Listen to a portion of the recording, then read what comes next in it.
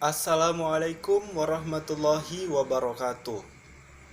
Dalam kehidupan kita sehari-hari, kita tidak dapat lepas dari penggunaan bilangan. Bilangan biasanya kita gunakan dalam menyatakan kuantitas suatu benda atau dalam pelaksanaan pengukuran.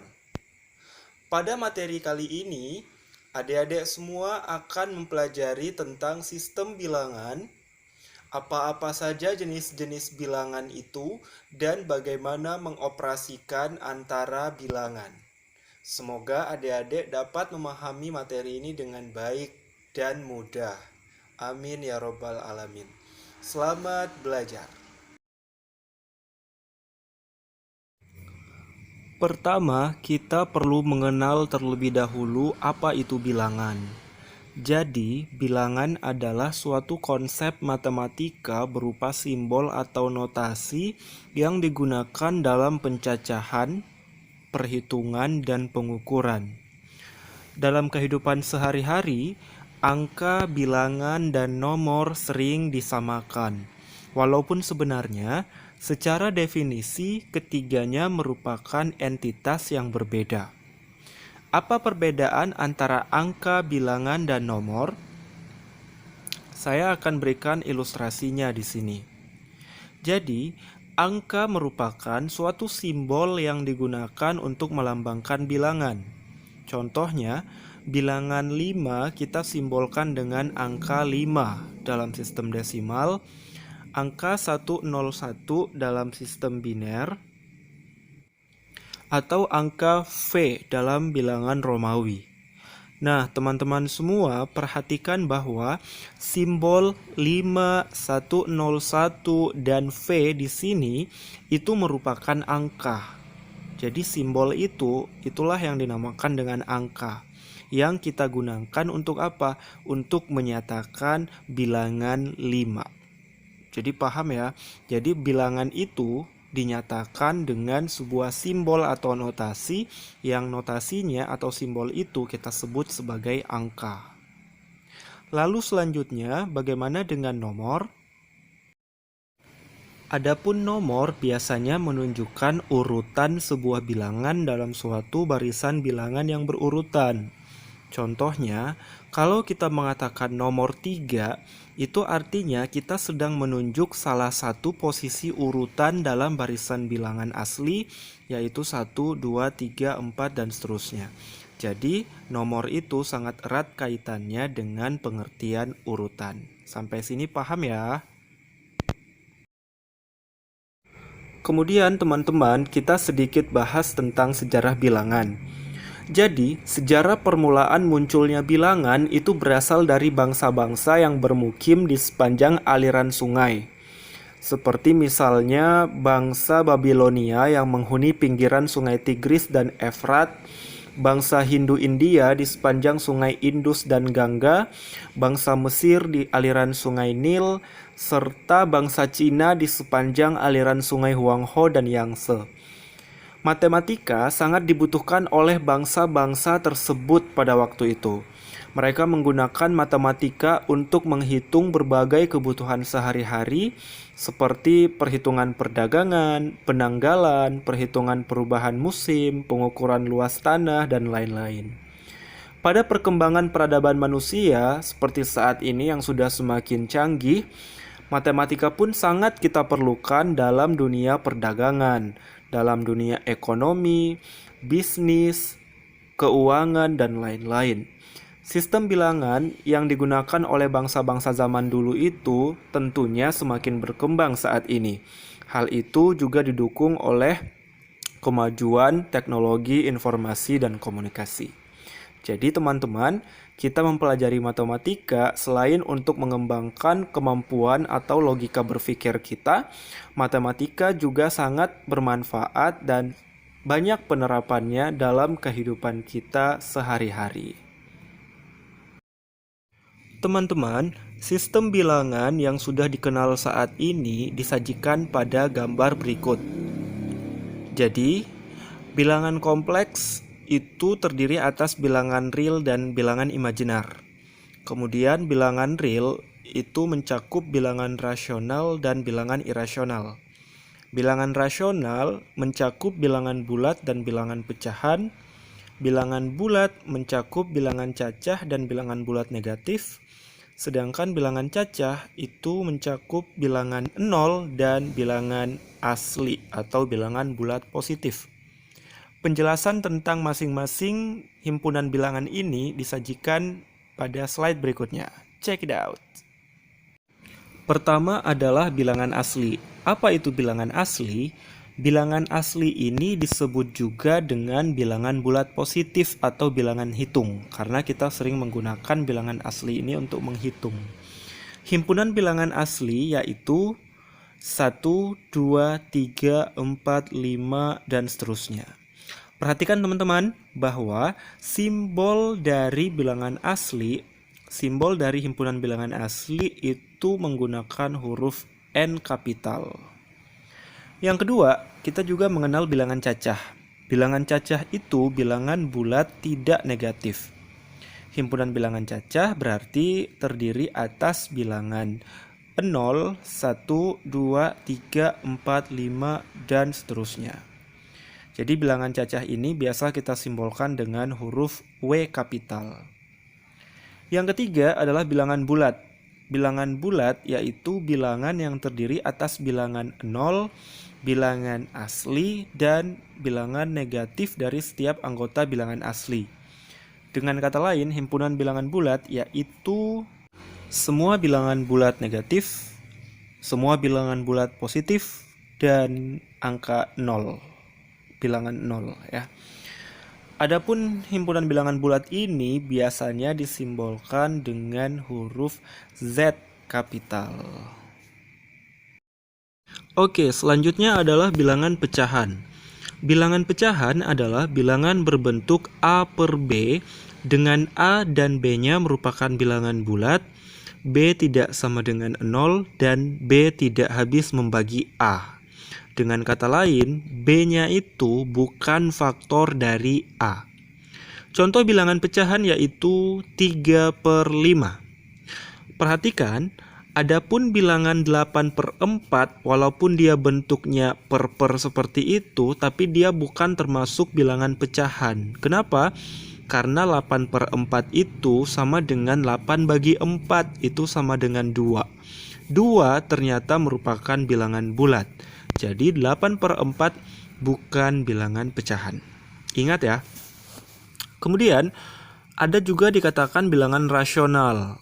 Bilangan rasional, bilangan berbentuk A per B dengan A dan B-nya merupakan bilangan bulat serta B-nya tidak boleh sama dengan 0. Bilangan rasional mencakup bilangan pecahan dan bilangan bulat. Contoh bilangan rasional yaitu negatif 2, positif 6, 3 per 7, negatif 4 per 13, dan 0. Lawan dari bilangan rasional adalah bilangan irasional. Artinya bilangan yang tidak dapat dinyatakan sebagai bilangan pecahan. Apabila bilangan ini dinyatakan ke bentuk desimal atau bentuk koma-koma gitu teman-teman, maka angkanya tidak akan berhenti dan tidak memiliki pola tertentu. Contohnya akar 2, akar 3, bilangan pi, kemudian bilangan eksponen, dan sebagainya. Kemudian apabila himpunan bilangan rasional dan bilangan irasional tadi kita gabungkan, maka terbentuk satu himpunan bilangan yang baru yang dinamakan dengan himpunan bilangan real. Himpunan bilangan real ini kita simbolkan dengan notasi R kapital. Bilangan berikutnya adalah bilangan imajiner, yaitu bilangan akar dari -1. Kita notasikan dengan I kecil, di mana I sama dengan akar dari -1. Bilangan ini disebut juga bilangan khayal. Yang terakhir adalah bilangan kompleks. Bilangan kompleks adalah bilangan yang dapat dinyatakan dalam bentuk A tambah BI. Dengan A dan B bilangan real, serta I-nya itu bilangan imajiner atau akar min 1. Contoh, bilangan 0. Bilangan 0 itu merupakan bilangan kompleks. Kenapa?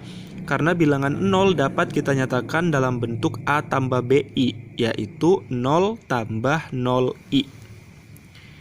Adapun akar dari minus 4, akar dari negatif 4 itu juga merupakan bilangan kompleks. Kenapa? Perhatikan bahwa akar dari negatif 4 itu sama dengan akar dari min 4-nya itu merupakan hasil perkalian dari 4 kali min 1. Akar dari 4 kali min 1 itu sama dengan akar 4 kali akar min 1. Akar 4-nya 2, akar min 1i, sehingga sama dengan 2i. Oke, kemudian pembahasan berikutnya adalah tentang operasi bilangan.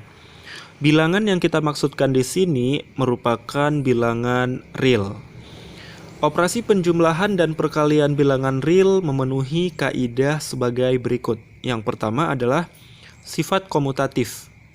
Sifat komutatif itu jadi dua bilangan yang dijumlahkan atau dikalikan itu tidaklah berpengaruh dengan urutan. Jadi A tambah B itu sama saja kalau kita menjumlahkan B tambah A. Begitu juga kalau A kali B itu sama saja dengan B kali A. Contohnya seperti yang tertulis di sini. Sifat berikutnya yaitu asosiatif. Asosiatif merupakan sifat pengelompokan. Perhatikan, kalau kita mengelompokkan A tambah B untuk kita jumlahkan terlebih dahulu, kemudian kita jumlahkan dengan C, itu sama saja kalau kita menjumlahkan B tambah C-nya terlebih dahulu, kemudian nanti baru kita tambahkan dengan A. Sifat yang sama juga berlaku untuk perkalian. Jadi kalau kita mengalikan A kali B terlebih dahulu, lalu kita kalikan dengan C, hasilnya itu sama saja jika kita mengalikan B kali C terlebih dahulu, kemudian hasilnya baru kita kalikan dengan A. Contoh dapat teman-teman lihat di sini. Kemudian sifat yang ketiga adalah sifat distributif. Sifat distributif itu bunyinya seperti ini. A kali B tambah C itu sama dengan A kali B tambah A kali C. Sifat ini mungkin lebih familiar di sekolah jika dikatakan sebagai kali masuk ya. Contohnya 2 kali 3 tambah 4 itu sama dengan 2 kali 3 ditambah 2 kali 4. Ini yang namanya sifat distributif. Oke, kemudian adalah hukum pencoretan. Jadi, jika A tambah C sama dengan B tambah C, maka kita bisa mencoret C-nya. Dihasilkan A sama dengan B. Begitu pula untuk operasi perkaliannya. Berikutnya, unsur identitas. Unsur identitas terhadap operasi penjumlahan adalah 0. Kenapa? Karena setiap bilangan real yang ditambahkan 0, hasilnya adalah bilangan real itu sendiri. Sedangkan unsur identitas terhadap operasi perkalian adalah 1. Alasannya sama, karena setiap bilangan real yang dikalikan dengan 1, hasilnya adalah bilangan real itu sendiri. Contoh, 5 tambah 0 sama dengan 5. 6 kali 1 sama dengan 6 gitu. Jadi perkalian suatu bilangan dengan 1 atau penjumlahan suatu bilangan dengan 0 itu menghasilkan bilangan itu sendiri. Kemudian unsur inverse atau kebalikan. Jadi untuk suatu bilangan real A, inverse-nya terhadap operasi penjumlahan adalah negatif A. Sedangkan inverse-nya terhadap operasi perkalian adalah 1/A. Selanjutnya, saya juga mau mengingatkan kalian tentang bagaimana mengoperasikan bilangan pecahan. Beberapa aturan yang perlu kalian perhatikan berkaitan dengan operasi pada pecahan adalah sebagai berikut. Kita misalkan A, B, C, dan D itu merupakan bilangan-bilangan real. Aturan yang pertama tentang pecahan senilai. Jadi, pecahan A per B itu sama saja atau senilai dengan A kali C per B kali C. Jadi, pembilangnya dikali C, penyebutnya dikali C. Begitu pula, A per B itu senilai atau sama dengan A bagi C per B bagi C. Ini biasanya digunakan untuk menyederhanakan pecahan. Berikutnya adalah penjumlahan dan pengurangan. Aturannya adalah A per B dijumlahkan atau dikurangkan dengan C per D itu sama dengan AD plus minus BC per BD. Jadi tergantung dari operasi yang digunakan ya. Kalau plus ya kalian jumlahkan, kalau minus berarti kalian kurangkan. Lalu aturan untuk perkalian dan pembagian pecahan adalah sebagai berikut. A per B kali C per D itu sama dengan A kali C per B kali D. Jadi cukup pembilang kita kalikan dengan pembilang, penyebut kita kalikan dengan penyebut. Yang sedikit unik adalah tentang pembagian pecahan. Contoh, A per B bagi C per D itu sama dengan A per B yang tadinya bagi, operasinya berubah menjadi kali, dengan catatan pecahan yang kedua yang tadi C per D itu dibalik menjadi D per C. Setelah dia berbentuk operasi perkalian seperti ini, maka kita lanjutkan dengan konsep perkalian, yaitu pembilang kali pembilang per penyebut kali penyebut. Agar lebih jelas, saya memberikan sebuah contoh soal di sini. Pak Dani, seorang pemilik usaha toko kelontong, membeli buah-buahan di pasar untuk dijual kembali di warungnya. Pak Dani membeli buah jeruk 5/2 kg seharga Rp45.000 dan buah langsat 4/5 kg seharga Rp12.000. Kita diminta untuk menghitung berat seluruh belanjaan Pak Dani, kemudian harga buah jeruk per kilogram, dan harga buah langsat per kilogram. Penyelesaiannya, tentu kalau kita diminta menghitung berat seluruh belanjaan Pak Dani, maka kita menjumlahkan berat jeruknya dan berat langsatnya. Berarti 5/2 kg ditambah 4/5 kg. Dengan aturan penjumlahan pecahan, kalian nanti akan memperoleh berat total belanjaan itu adalah 33/10 kg. Atau kalau kita rubah ke bentuk desimal, yaitu 3,3 kg. Selanjutnya, untuk menghitung harga buah jeruk per kilogram, kita membagi 45.000 dibagi 5/2. Dengan aturan pembagian pada pecahan, maka nanti kita akan peroleh harga buah jeruk per kilogram yaitu Rp18.000. Kalian silahkan cari jawaban untuk pertanyaan yang ketiga, yaitu harga buah langsat per kilogram. Contoh yang kedua, perusahaan Bakri bermaksud untuk berinvestasi sebesar $20.000 pada salah satu di antara dua buah perusahaan yang menawarinya kerjasama. Perusahaan A memberi bunga 6% setiap tahun, sedangkan perusahaan B memberi bunga $1.280 setiap tahun. Pertanyaannya adalah keputusan apa yang paling tepat diambil oleh perusahaan Bakri dalam penentuan kerjasama tersebut? Jadi, untuk menyelesaikan soal ini, kita perlu membandingkan jumlah bunga yang diberikan oleh perusahaan A dan jumlah bunga yang diberikan oleh perusahaan B. Kalau perusahaan B sudah jelas memberikan bunga 1.280 setiap tahun. Yang kita belum tahu adalah perusahaan A itu akan memberikan kita jumlah bunga berapa. Kita punya informasi pada soal. yaitu bunganya 6% setiap tahun. Jadi kita tinggal kalikan 6% dikali jumlah investasi kita, yaitu $20.000. Dengan aturan perkalian pada pecahan, nanti kalian mendapatkan jumlah bunganya untuk perusahaan A yang diberikan perusahaan A itu adalah $1.200. Nah, teman-teman, karena $1.200 itu kurang dari $1.280, maka perusahaan Bakri sebaiknya bekerja sama dengan perusahaan B saja. Begitu, paham ya teman-teman?